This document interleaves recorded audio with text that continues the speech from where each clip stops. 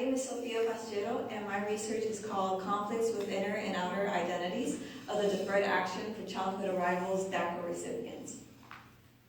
So I want to quickly explain what the DREAM Act is and what DACA is, because a lot of individuals think that they're the same thing and they're not. So the DREAM Act was supposed to provide a path to citizenship for immigrant children that were brought to the United States illegally. However, this act has not been passed. DACA was passed through an executive order in 2012, and it essentially bypassed Congress to implement portions of the DREAM Act. But DACA does not provide a path to citizenship. So individuals who have DACA do not have a clear path to a green card, permanent residency, or citizenship.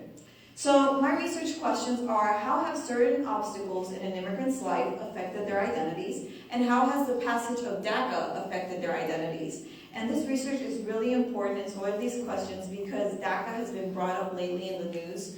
It's been tied with the border wall, so it's very relevant to what's going on today.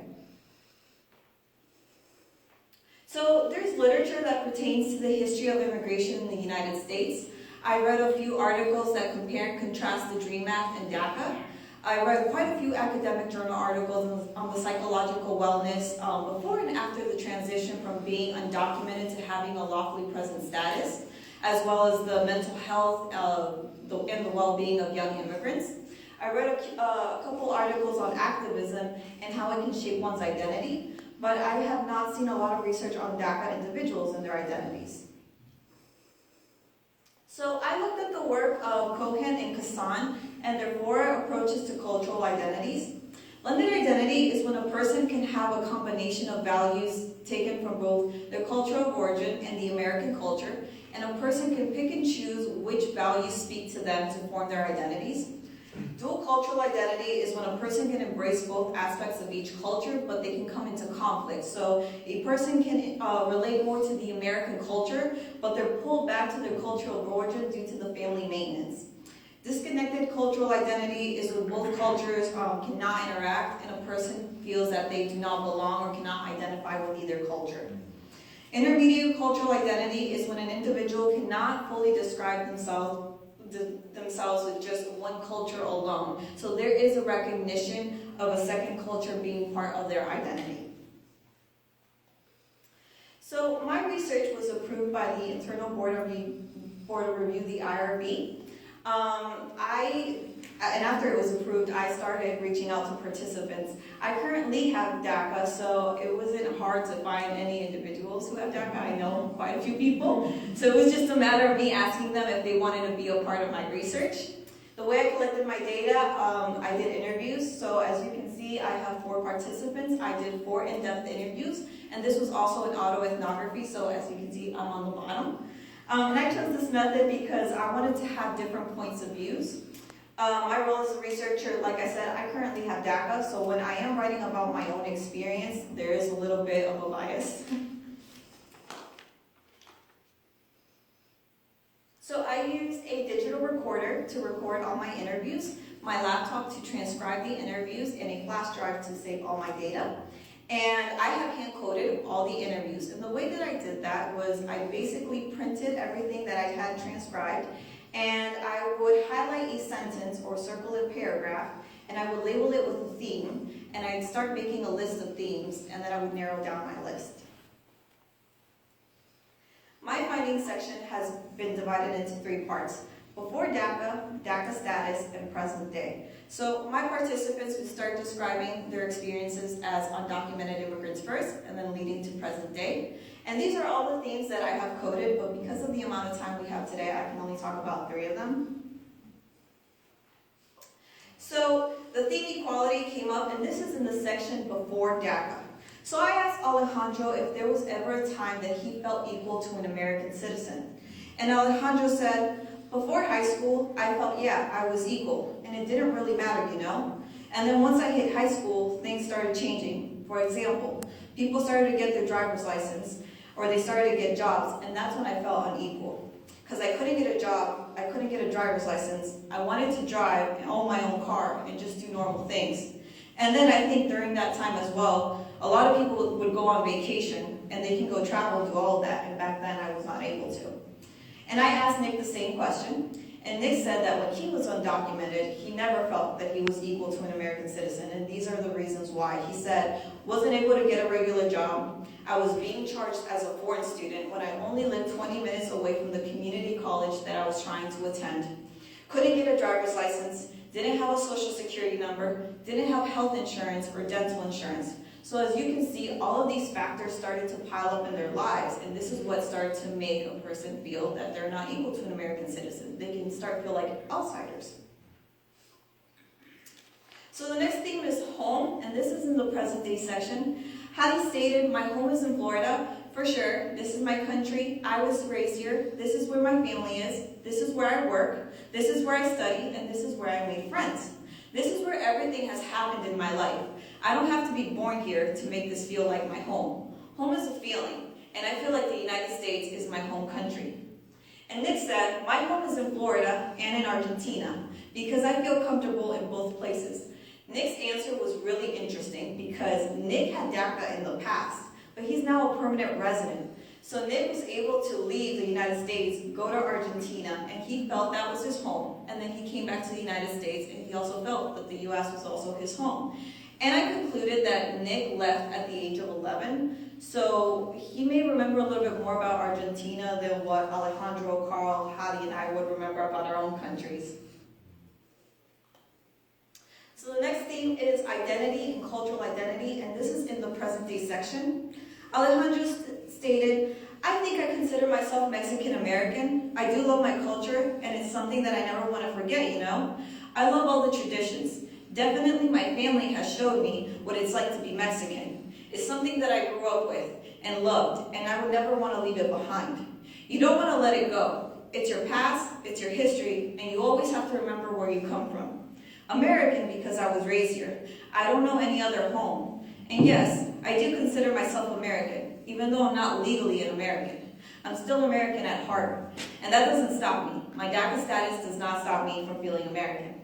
And Carl said he considers himself Argentinian American. He said, it's not a popular term, but I am a South American immigrant. Yeah, I really have no definition. I never really put myself I define myself as this.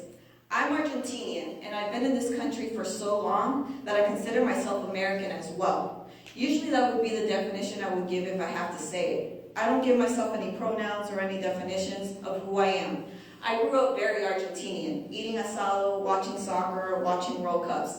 If I had the chance to say that I'm Argentinian, I will say I'm Argentinian. But at the same time, I say it with a smile because I'm very American, because I know that I am. Because I watch American shows that an Argentinian wouldn't even know because it's not from there. I watch films that are American. I like directors that are American. So as you can see, Alejandro and Carl from earlier slides that we talked about the different identities, they have the blended identity and the dual cultural identity. So the importance of my research and my research questions, like I said earlier, it's very relevant to what's going on today. In the news, we hear about the 800,000 individuals who have Daca, but we don't really know who they are. And in this research, you get to meet those individuals and you see their struggles of how they try to be a part of the American society.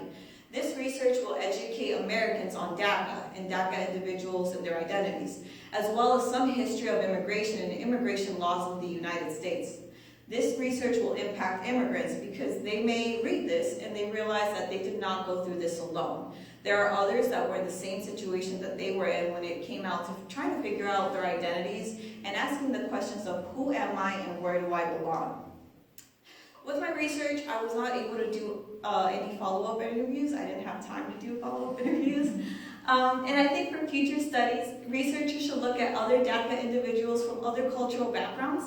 And if one day the DREAM Act does pass, I think that researchers should examine individuals who are undocumented to having Daca, to having the DREAM Act and that path to citizenship, and look at the change of identity. So I want to end with this. I asked all my participants, who is an American? And I want to read what Carl said. Carl stated, I think an American is an immigrant, really. An American is an immigrant who got here somehow. This has been happening since America was America. The United States of America was always a land of immigrants who wanted to leave their country. A real American knows that. A real American knows that we come from other backgrounds. The ignorant ones believe that they're American because they were born here. But the ones who understand it know that their past ancestors are not from this country. They came from Europe, they came from South America, the Caribbean, everywhere in the world. A real American knows that they have a little bit of these roots from everywhere in the world. Someone who is ignorant will believe that you have to be born here to be a real American. You know how people call first generation, second generation? I am like how in 1900 when people came from Germany or Italy and they went to Brooklyn and they had kids there. I am them from now. The millennial that also got here will eventually have a family and contribute to society. I fit what America was always established as. Not, I was born here and that's a real American. I am the immigrant that is creating that understage to be more contemporary, I guess. I am the contemporary definition of a 1900 immigrant. That is the definition of the American that I get. Thank you.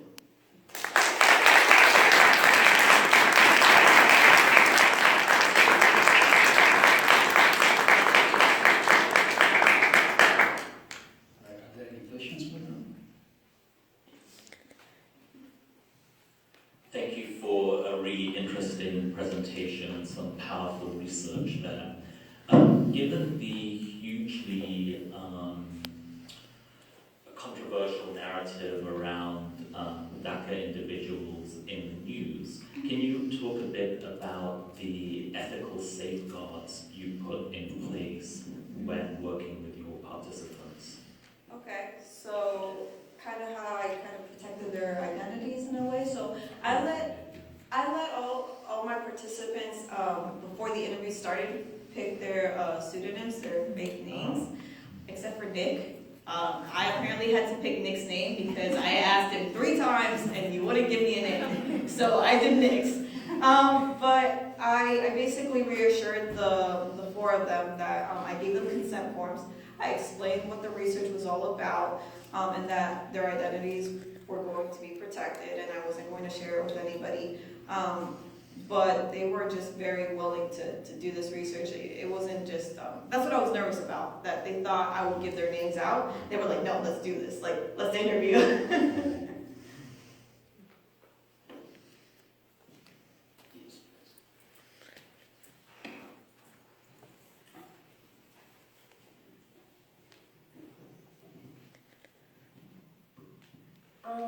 I'm curious if you considered doing interviews of immigrants who came as children who were legally, and whether that their identities were similar to DACA recipients.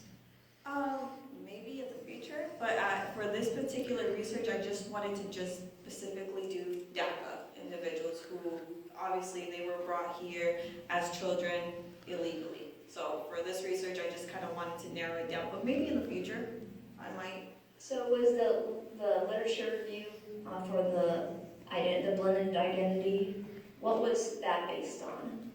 I looked at their research in particular. I think they were looking at immigrants that were Canadian, that were immigrating to Canada, because I couldn't find anything for the United States. I thought it was kind of weird as I was doing my research. I know I couldn't find different cultures of American culture, but I kind of based it off of that. Oh, okay. Yeah. Thank you.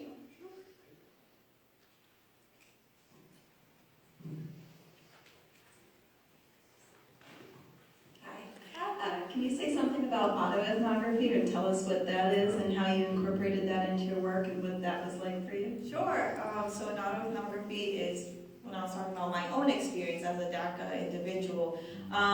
It was actually really interesting. I started the interviews with everybody first, and I did myself at the end. I didn't interview myself. I just answered the questions. But I thought with my experience, I was able to go more into detail. Why? Because I'm the author. So I have it on hand and I can go back and be very specific and detailed of certain experiences in my life. So that was kind of like a downside of why I couldn't give my participants their interviews back and I couldn't expand on them. But for mine, I kind of went more into detail. Thank you for a wonderful presentation. It gives us so much to think about. I'm curious, in your interviews, did you find anything that suggested that any of your interviewees felt they needed to hide their DACA status? That they try to hide in the past. Not just their DACA status, but also just being immigrants. I know Alejandro said it a lot. He said that he felt that he was living in the shadows, but it was because he had comments thrown at him of, do you have a green card? Or, certain comments like that makes a person want to not share their status. And it's actually funny, Dr. McBride loves this story that Alejandro told. It was hilarious when he was telling me this. He said that one day he was out with a friend at a burger place, and his friend opened his wallet, and he saw, if we can go back to my slide. Yeah. There's Slide. yeah, the second slide. Yeah. He saw that his friend in his wallet had the work authorization card. And he asked his friend, he's like, do you have DACA? And his friend was like, yeah. How do you know? He's like, because I have DACA too, and these guys have been friends, and none of them knew that they had DACA. So it's a bit of fear, because you're afraid of what others will say. Hi, I'm back here. Oh, hi. So yeah, this was really, really interesting. So I have a question, I guess it's sort of about the methodology. So you said you did yourself last. Yes. Which makes sense. Yeah. But I'm curious, since you then were asking the same questions, you had heard all of these people's answers prior to answering it yourself, sort of how that influenced you. Did it make you maybe realize things about yourself you didn't, or put a different view on it, or did you find that you were just really different from them, or sort of, how did that influence your answers? Okay. I kind of looked at everybody's and examined it, and I was like, wow, we went through a lot of similar situations. Obviously, it's not the exact same thing, but I already knew my experience, so I don't think it really influenced my experience and what I was going to write about myself. I was writing about what happened to myself, and they were telling me what happened with them. So I don't think it really did influence me, but it's a good question. Thank you, Sofia.